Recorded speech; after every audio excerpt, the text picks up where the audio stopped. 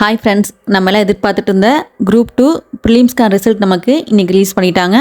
So நானுமே check பண்ணிட்டேன். நம்ம டெலிகிராம் சேனல் நான் உங்களுக்கு செலெக்ஷன் லிஸ்ட் அனுப்புகிறேன், தேவைப்படுறவங்க செக் பண்ணிக்கோங்க.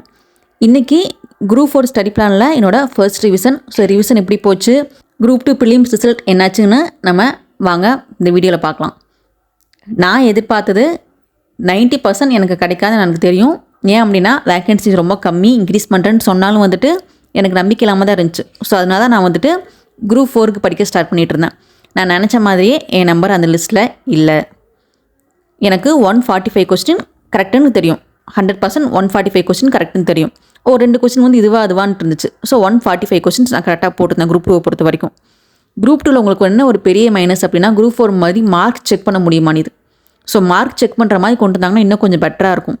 ஸோ இந்த வீடியோ பார்த்துட்டு இருக்கிற ஃப்ரெண்ட்ஸ், நீங்கள் யாராச்சும் ப்ரிலிம்ஸ் கிளியர் பண்ணியிருந்தீங்கன்னா மறக்காமல் அதை கமெண்ட் பண்ணுங்கள், எனக்கு ரொம்ப ஹாப்பியாக இருக்கும்.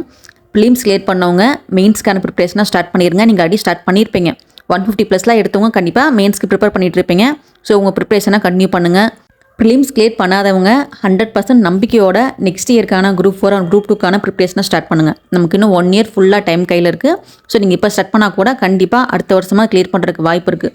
நான் அந்த நம்பிக்கையில் தான் இப்போ படிச்சுட்டு இருக்கிறேன். ஸோ நீங்களும் வந்துட்டு மனசை தளர விடாமல் படிங்க. நமக்கு கண்டிப்பாக இன்னொரு வாய்ப்பு இருக்குது. இது என்னோடய ஃபர்ஸ்ட் ரிவிஷன்.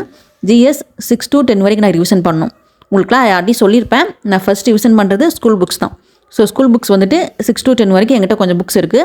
அதை ஃபர்ஸ்ட் ரிவிஷன் பண்ணிவிட்டு அதுக்கப்புறம் நான் ஃபைனலாக ஆசான் புக் ரிவிஷன் பண்ண யூஸ் பண்ணுவேன். ஸோ என் ரிவிஷன் ப்ராசஸ் இப்படி தான் போயிட்டுருக்கு. இப்போ நான் வந்துட்டு 9th book படிச்சுட்ருக்கேன். 6th 7th 8th படித்து முடிச்சாச்சு. 9th படிச்சுட்ருக்கேன். இன்னும் ஜஸ்ட் 2 days தான் இருக்குது எனக்கு இந்த டெஸ்ட் அட்டன் பண்ணுறதுக்கு. ஸோ குயிக் அண்ட் ஈஸியாக 9th and 10th படித்து முடிக்கணும். அதுக்கும் ரிசல்ட் வேறு வந்துடுச்சு. இதை போட்டு மைண்டில் குழப்பிட்டு இருந்தேன்னா கண்டிப்பாக என்னால் படிக்க முடியாது. ஸோ நீங்களுமே டேக் இட் ஈஸியாக எடுத்துக்கோங்க. நெக்ஸ்ட்டு என்னங்கிறத பார்த்து மூவ் ஆன் ஆகி போங்க.